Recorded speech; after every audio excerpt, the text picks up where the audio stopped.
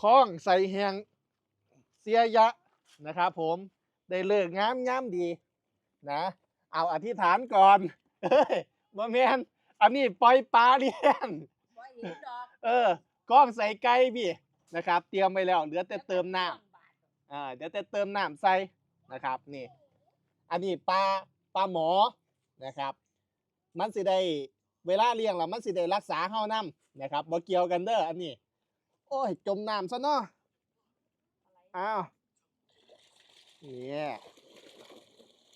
20,000ก็โตพี่ปลาหมอน้อย เท่ว่ะ เนี่ย มันติดอยู่นั่นน่ะ เอาสาธุสาธุเฮงเฮงรวยๆเด้อ บ่แม่นนี่สิเลี้ยงคล้องใส่เป็ดคล้องใส่แห้งนะครับ พี่น้องครับ เดี๋ยวมาเบิ่งว่ามันสิโตใหญ่ปานใดตอนที่แรกว่าสิเอาปลาสลิดมาเลี้ยง แต่ว่าสะแก้วบ่มีปลาสลิดแหมพี่น้องนะครับ เลยได้ปลาหมอมาเลี้ยงนี่ไปแล้ว โอ้งามบ่คล้องข่อยนี่ เดี๋ยวเอาต้นกล้วย แล้วก็